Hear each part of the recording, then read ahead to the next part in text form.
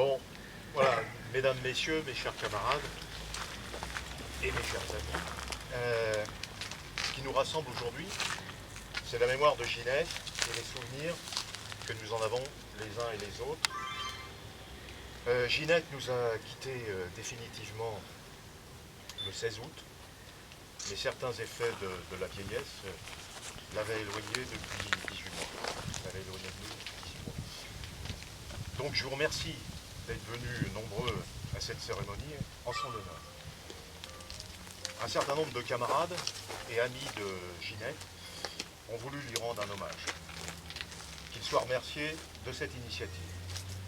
Je veux citer d'abord la section Prévia du Parti Socialiste et plus particulièrement Dominique Solalion et Bernard Pozzoli, ici présents. Parmi nous se trouve également Pierre Michel, le fils de Ginette. Sophie, sa fille, était excusée.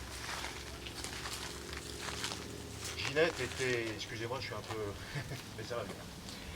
Ginette était une Montluçonnaise revendiquée qui a vécu dans un milieu familial marqué politiquement.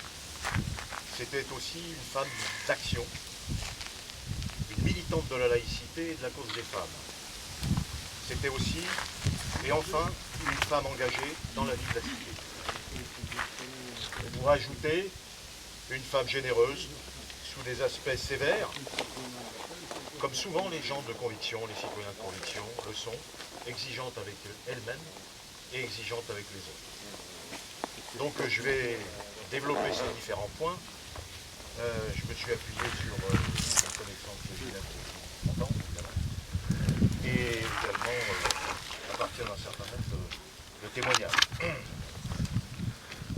Je vais commencer par l'environnement familial qui, chez beaucoup de gens et particulièrement chez Ginette, trace un certain nombre de choses dans la vie.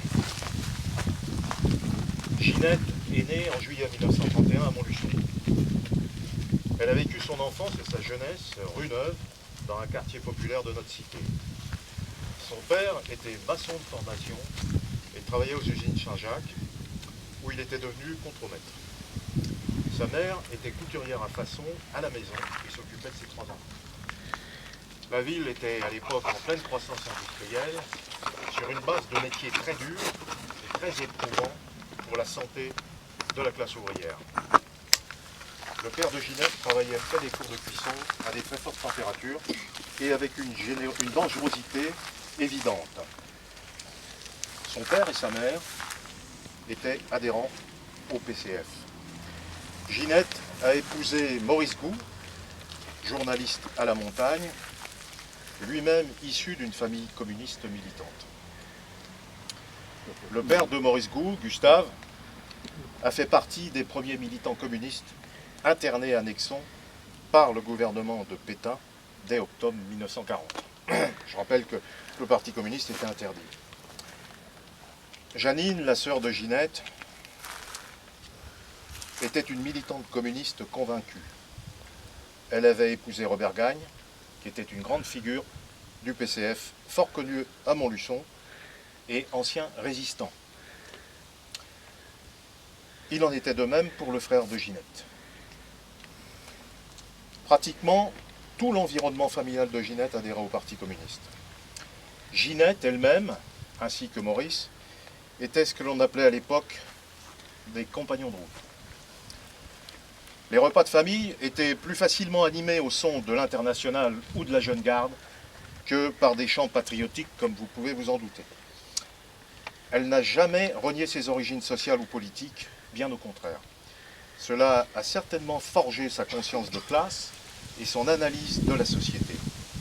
Pour autant, je considère qu'elle n'était pas une revancharde, mais elle n'oubliait rien de son passé. Je vais développer un peu quelques idées autour de ce que j'ai appelé la femme d'action. Il faut toujours restituer les choses dans le contexte aussi. Ginette a obtenu une formation de sage-femme, métier qu'elle a d'abord pratiqué pendant une dizaine d'années à Châtellerault, dans les années 50. Puis elle est revenue exercer le métier d'infirmière, puisqu'elle a eu le droit de devenir infirmière, même avec une formation de sage-femme, infirmière à domicile à partir de 1964 à Montluçon. Pendant environ 30 ans, Ginette a été à l'écoute de ses patients. Elle a aimé ce métier, authentiquement au service des gens. Cela lui prenait beaucoup de temps, mais ne l'empêchait pas d'être auprès de sa famille et de ses 2 enfants. À l'époque, en France, les femmes qui travaillaient étaient minoritaires. Ginette a participé longtemps, sur un autre plan de son action, au foyer culturel laïque de Rimard, qui était une très grosse association dans le quartier, et c'est d'ailleurs là que je l'ai connue. Elle en est même devenue présidente à la fin des années 80. Cette association prolongeait le rôle des associations de parents d'élèves. Elle était plutôt FCPE. Elle était très importante, je parle de l'association, et irriguait la vie du quartier d'abord pour la défense de l'école publique. Et elle a développé beaucoup d'activités périscolaires. Ensuite, par un certain nombre d'activités culturelles auxquelles Ginette et d'autres tenaient particulièrement et qui faisaient un peu la spécificité de cette association laïque liée à une école. Ginette a été une présidente active du foyer laïque de Rimard. Ginette participait également à des activités culturelles, que ce soit dans des associations ou allant à la bibliothèque. Ou en allant à la bibliothèque. Ginette, on peut le dire, était une curieuse de la vie. En perpétuel mouvement. Souvent, surtout, à partir du moment où elle a disposé de davantage de temps, ce qui correspond un peu à la période où j'ai connu personnellement. La défense des femmes et la promotion de la laïcité, c'est un autre aspect important de la vie et de l'action de Ginette. Les origines familiales et sociales de Ginette l'ont amenée naturellement à défendre les plus démunis, à se battre pour l'égalité et la justice sociale. Dans ce domaine, on peut dire que Ginette était une passionnariat. Enfin, je ne fais pas de commentaire. Ginette était une militante de l'égalité. C'est davantage sous cet angle, sous l'angle de l'égalité, qu'elle défendait la cause des femmes, plutôt que sous l'angle du militantisme de l'époque, style MLF, j'ai marqué. Voilà. Combien de fois un certain nombre d'entre nous, c'est un petit trait d'humour que je vous présente dans le moment, là, surtout masculin, un certain nombre d'entre nous, nous sommes fait reprendre par Ginette pour des attitudes jugées inappropriées, voire machistes. Souvent, c'était du 2e degré ou de l'humour, mais c'était dit. Et reconnaissons-le, il y en a qui se reconnaîtront dans la pièce, là, moi aussi, cela pouvait contribuer à notre éducation. Ginette a défendu très tôt le droit à l'avortement pour les femmes, en particulier les plus défavorisées, qui ne pouvaient pas bénéficier de conditions particulières, entre guillemets. Pour elle, ce qui comptait le plus, c'était la conquête de droits nouveaux. Le combat pour l'égalité et la dignité de la femme. J'imagine facilement qu'elle a dû apprécier l'action de Simone Veil, qui a abouti à la loi de 1975. Ginette s'est toujours battue pour la promotion des femmes dans la vie publique, que ce soit en politique ou dans le monde associatif. Elle voulait faire avancer le droit des femmes à l'intérieur des organisations dans lesquelles elle militait. La loi sur la parité, elle l'a considérée comme une avancée, mais pour elle, il ne fallait pas en rester là, il fallait aller au-delà, et en particulier, continuer à faire évoluer les mentalités. Sur l'aspect laïcité, la promotion de la laïcité faisait partie intégrante des valeurs véhiculées par Ginette. La séparation de la sphère privée et de la sphère publique était essentielle pour elle. Elle a mis en pratique ces idées à travers le foyer, entre autres le foyer laïque de Rimard, en promouvant l'école publique, garante de la liberté de conscience et de l'égalité des chances. Pour Ginette, la loi de 1905, dite de séparation des églises et de l'État, était frappée du progressisme républicain. Laïcité et liberté vont de pair, car cette loi garantit la liberté de culte, mais ne finance aucun culte. Là aussi, Ginette était une passionnariat, et ne manquait pas de rappeler à l'ordre ceux qui oubliaient ces valeurs universelles et fondatrices de notre République.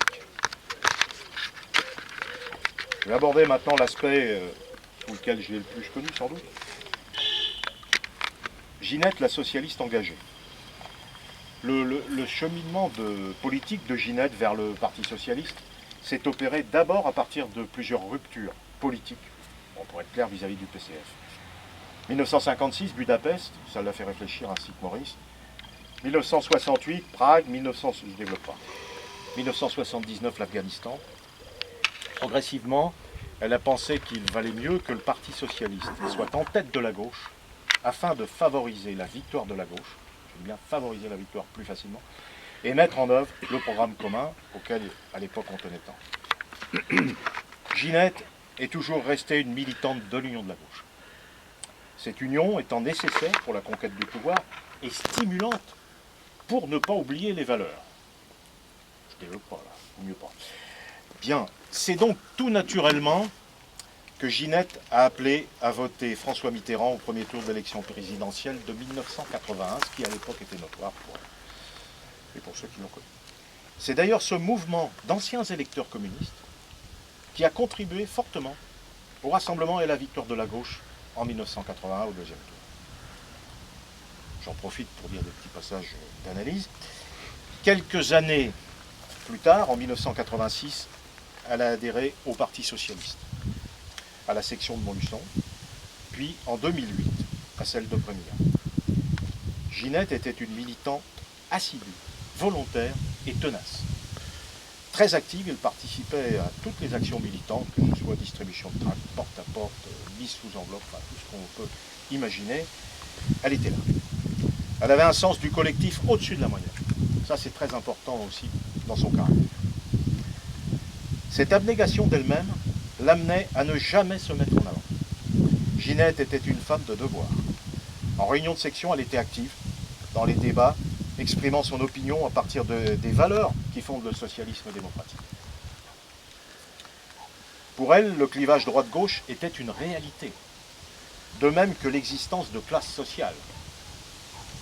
Je fais référence à ma première partie, qu'elle n'a jamais oubliée. La gauche se devait d'être rassemblée afin de rendre crédible le changement de politique gouvernementale. Ginette, bien entendu, combattait les idées de droite et d'extrême droite, en mettant en avant les propositions de répartition des richesses pour une meilleure justice sociale.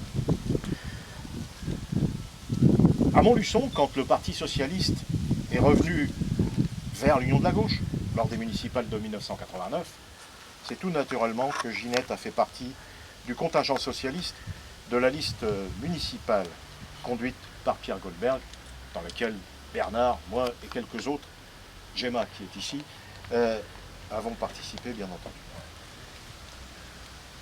Ginette a été conseillère municipale durant 3 mandats, de 1989 à 2008, soit 19 ans. Autant les 2 mandats dans la majorité municipale ont été un plaisir pour elle, autant la période d'opposition entre 2001 et 2008 a été une véritable souffrance, du fait entre autres de l'agressivité du maire et de sa majorité. Bernard et moi étions à côté d'elle et on s'en rappelle bien de ces choses. La proposition de donner des noms de rues à des femmes a été un de ses combats comme conseillère municipale. À chaque fois, c'était argumenté et proposé avec vigueur. Je sais que Pierre Michel en parlera plus, donc je ne développe pas. Elle était également très active au CCAS et à toutes les commissions municipales auxquelles elle participait avec assiduité et constance, même quand on était dans l'opposition. Elle s'est opposée à toutes les atteintes à la laïcité, en particulier dans le dernier mandat, jusqu'au bout, jusqu'en 2008. En 1993,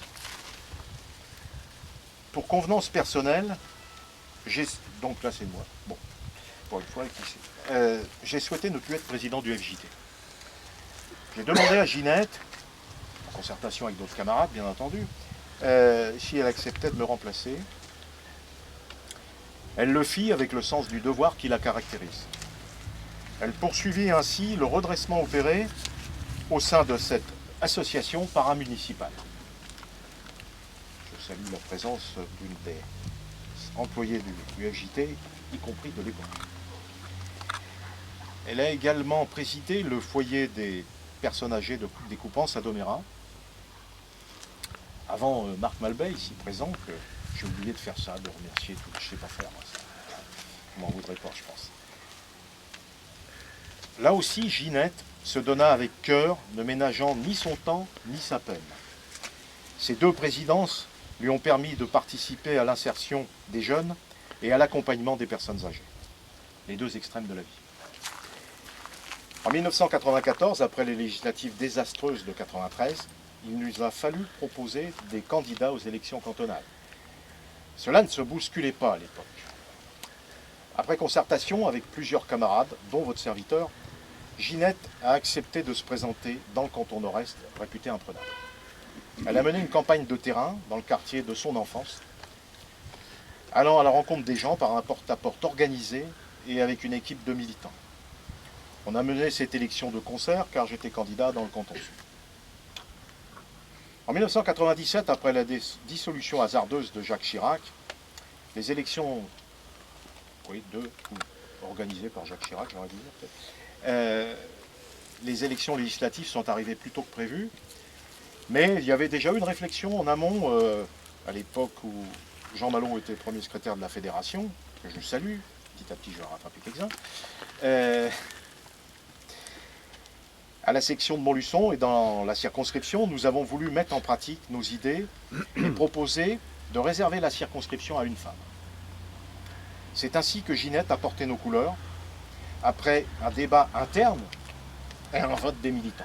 C'est comme ça se passe tout le temps au sein du Parti Socialiste, pour ceux qui le connaissent, mais qui sont assez nombreux ici, je pense. Là aussi, cela a représenté une belle aventure.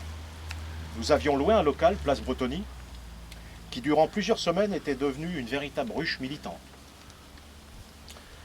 Ginette a mené une campagne active, se dévouant sans compter et contribuant ainsi à la victoire de la gauche au 2e tour de cette élection majeure en élisant Pierre Goldberg député. C'est ainsi que la gauche plurielle a eu la majorité nationale. C'est pas grâce à Ginette. Hein.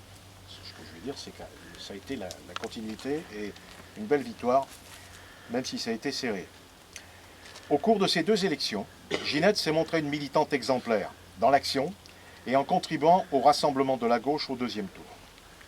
On se souvient tous des soirées électorales passées avec Ginette, avec sa bonne humeur, sa joie de vivre, malgré les affres de la vie qu'elle a subies. Je ne vais pas parler de ça, mais bon. Et qui mettait de l'ambiance en chantant ou en dansant, quand il s'agit pas, quand des fois il ne s'agissait pas d'aller refaire le monde. Chacun s'en souvient. Maintenant, je vais conclure en vous disant, Ginette telle que je la vois, telle que je l'ai vue, telle que je la vois encore aujourd'hui, bien sûr, et que je n'oublierai pas. Telle qu'elle restera pour moi, qui l'ai côtoyée pendant 30 ans, dont 19 au conseil municipal, on était quasiment côte à côte. Ginette incarnait la volonté, la rigueur, l'abnégation de soi-même. Les valeurs de la gauche faites de partage, d'égalité, de justice sociale et de laïcité. Elle représentait aussi pour moi la femme libre, grâce à son travail, mais aussi défendant la cause féminine pour de nouveaux droits. C'était jamais que pour elle. La femme qui, sous des aspects sévères, cachait une grande générosité. Elle nous l'a prouvé de nombreuses fois. La femme aussi, mais bon, la femme qui ne se plaignait jamais. On peut même dire qu'elle était dure au mal. Et aussi la femme aimant rire, appréciant et maniant l'humour. Voilà, tel que je vois Ginette. Ginette, tu resteras toujours dans nos cœurs et dans nos pensées. Et parce que elle l'avait si souvent chanté, à la fin d'un repas, par exemple, ou la fin d'une réunion, qui réunissait ses camarades, ses amis, parce que c'est aussi cette image-là que nous garderons d'elle. Nous nous sommes concertés à quelques-uns, et nous allons maintenant écouter ensemble une de ses chansons préférées, Le Temps des Cerises, interprétée par Yves Montand. Je voudrais aussi saluer Nicolas Briand, le premier secrétaire de la fédération, et sans doute Bernard Pozzoli, que j'ai cité plusieurs fois, qui est maire de Poignard. Voilà. Alors, qui est-ce qui s'occupe de la sono? Dominique Solalion. Voilà. C'est parfait. La sono de Prévilla, mais il ne faut pas le répéter. C'est la sono de Prévilla, mais il ne faut pas le répéter. Vous auriez au courant.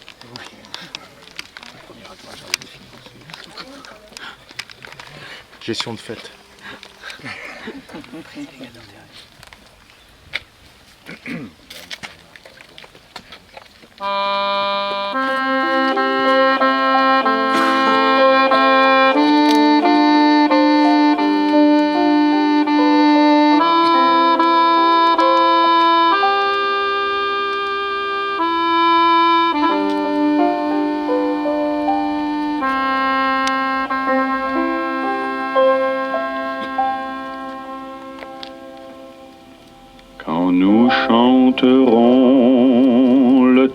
des cerises et gai rossignol et merle moqueur seront tous en fête.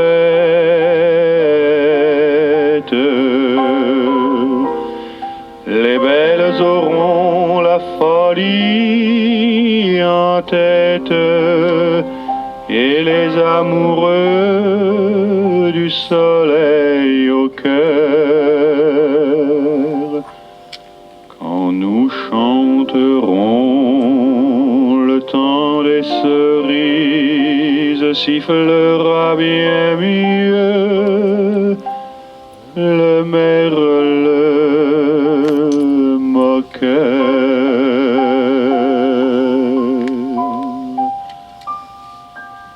Mais il est bien court le temps des cerises où l'on s'en va de cueillir en rêvant des pendants d'oreilles.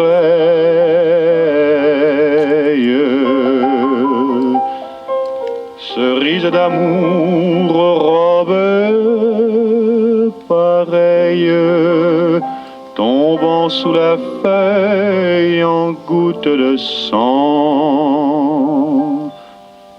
Mais il est bien court le temps des cerises pendant de corail qu'on cueille en rêvant.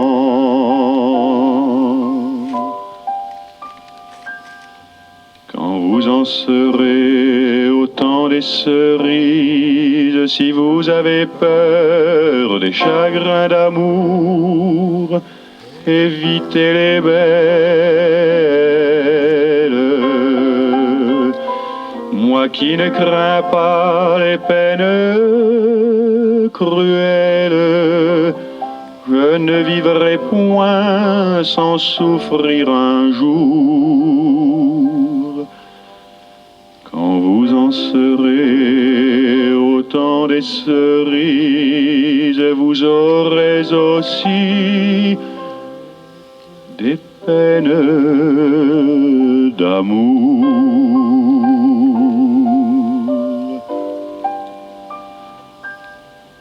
J'aimerai toujours le temps des cerises, c'est de ce temps-là que je garde au cœur une plaie ouverte.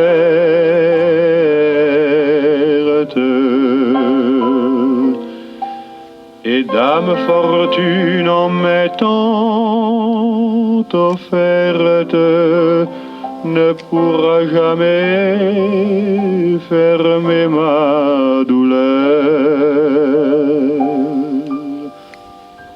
J'aimerai toujours le temps des cerises et le souvenir que je garde au cœur.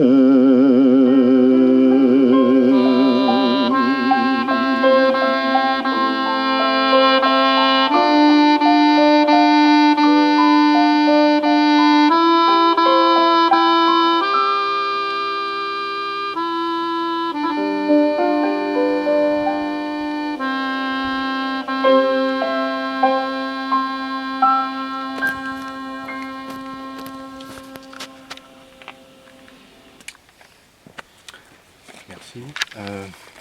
Donc maintenant, je vais laisser la parole à Pierre-Michel. Je voudrais dire que j'ai oublié de citer, entre autres, ils n'en voudront pas ceux que j'ai oublié, Guy de Sauve, qui était au conseil municipal avec nous à cette époque, et Roger Guillemin, et François Laplanche aussi. Excuse-moi François. Voilà, si j'en ai oublié, vous ne m'en voudrez pas, j'espère. Et maintenant, je vais laisser la parole à Pierre-Michel qui apporte un témoignage. C'est lui qui a choisi la chanson, si j'ai oublié de le préciser. Ça va être facile quand même, hein. Voilà. Bon, le temps des cerises, évidemment, vous l'avez compris, c'est notre chanson. Surtout le dernier couplet, le quatrième, qui a été écrit après la Commune, qui lui était aussi très cher. Très cher Dominique, très cher François, très cher Bernard, vous étiez, disait-elle, ces piliers. Je sais pourquoi, hein, mais vous étiez effectivement ces piliers. Non pas par hasard que nous nous retrouvons aujourd'hui ici. Chers amis, connus ou inconnus, membres ou responsables d'associations dont ma mère était membre, merci d'être venus pour cet hommage. Merci d'avoir organisé cette petite cérémonie.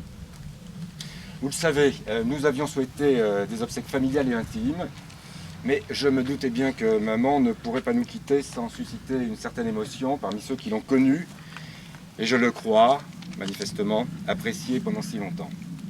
Compagnon de combat politique, élu, responsable d'associations laïques, responsable ou membre de clubs qu'elle fréquentait. Ma mère, je ne l'appelais jamais Ginette, moi je ne l'appelais pas Ginette, je l'appelais maman, était socialiste, une socialiste très à gauche. Mais sa réflexion politique n'était pas seulement liée à son appartenance. Quand on est de gauche, on est pour le progrès social. Elle a milité toute sa vie pour la laïcité, celle de la loi de 1905, qui permet à chacun, dans la République, de vivre librement ses convictions, quelles qu'elles soient, et pour autant qu'elles s'inscrivent dans notre pacte républicain qui nous est si cher. Elle s'est longuement battue pour la cause des femmes, elle qui a vu le jour à une époque où non seulement elles étaient niées dans leur singularité, mais aussi sur le plan civil et enfin sur la propriété de leur corps. Elle ajoutait d'ailleurs invariablement, lorsque nous parlions des droits de l'homme et des femmes, c'est dire à quel point elle considérait la nécessité de ne jamais perdre de vue les combats, essentiels, même s'ils nous semblaient parfois purement sémantiques. Elle a combattu pour le droit à la pilule, pour le droit à l'avortement, deux dispositions d'ailleurs qui ont été votées par des assemblées plutôt de droite, grâce aux députés de gauche, la plupart du temps. Elle était ravie dernièrement que le mariage pour tous, malgré l'opposition tapageuse et violence des forces réactionnaires, ait pu enfin permettre à des couples de jouir de l'intégralité de leurs droits de citoyens, accédant en cela à la véritable égalité et à la dignité. Elle a combattu la peine de mort. Elle a toujours considéré que la gauche, toute la gauche, avait une mission essentielle, une mission liée à la nécessité de changer le monde, de le rendre plus juste, que chacune et chacun puisse y trouver sa place. Son engagement constant dans les associations laïques, le foyer culturel et laïque de Rumard des années 1960 et 70, qui revêtait tant d'importance à ses yeux, participait bien entendu de cette volonté d'agir sur son environnement et de se battre contre les archaïsmes et les freins au progrès social. Elle a toujours estimé que la laïcité est la clé de voûte de notre pacte national, l'alpha et l'oméga de notre vivre ensemble, dans nos différences. Elle attachait une importance essentielle à la mission émancipatrice de l'école publique, qui diffuse les savoirs, offre l'accès aux livres et à la culture, permet enfin à nos enfants de devenir des citoyens pensants et doués de raison, grâce aux outils que donnent la connaissance et l'esprit critique. Elle aimait l'opéra, Yves Montand, l'histoire, le vin rouge de Bordeaux, les huîtres, la lecture, le cinéma, jouer au Scrabble ou à Pyramide, déchiffrer des lettres. Elle chantait. Elle vouait une admiration profonde à Louise Michel, notre chère Louise, à Olympe de Gouges, à bien d'autres femmes encore, qui par leur combat, leur ténacité, leur dignité, leur engagement, avaient bien servi la cause des femmes et des hommes aussi. Elle avait signé l'appel de Stockholm, comme beaucoup d'autres, défilé contre la guerre au Vietnam, protesté contre les chars à Prague, appelé à voter François Mitterrand dès le premier tour de l'élection de 1981, tu en as parlé François, ce qui, vous l'imaginez bien, avait en son temps créé un certain remous dans notre famille, collectivement membre du Parti communiste français depuis 1920. C'est à la mort de mon père qu'elle a entamé une vie publique élective, au cours de laquelle elle n'a jamais transigé avec ses options philosophiques fondamentales. Elle a exigé que la ville de Montluçon donne des noms de femmes célèbres aux rues nouvelles. Elle a publiquement, mais calmement et fermement protesté contre un voyage du maire de l'époque à Rome pour rendre visite à un pape qui aura compté parmi les plus réactionnaires de l'histoire de l'Église catholique. Encore qu'au cas particulier, il faudrait faire des classements. Elle se sera battue pour que les jeunes travailleurs soient mieux logés encore au foyer des jeunes travailleurs. Elle se sera fortement investie auprès des personnes âgées dans le cadre de sa mission d'élue occupance. Elle aura travaillé pour l'emploi des jeunes dans le bassin de Montluçon. Tout cela fait une vie, sa vie. Même si, depuis la mort de mon père en 1985, des vicissitudes familiales avaient assombri son horizon. Alors merci à vous tous pour votre présence, qui fait chaud au cœur, vraiment. Merci pour les mots si sympathiques prononcés tout à l'heure, François. Merci pour l'avoir aimé. Merci pour vos si gentilles attentions. Merci pour ce moment de souvenir. Les gens ne meurent vraiment que lorsqu'on les oublie. J'espère qu'il ne sera pas oublié. Je vous embrasse.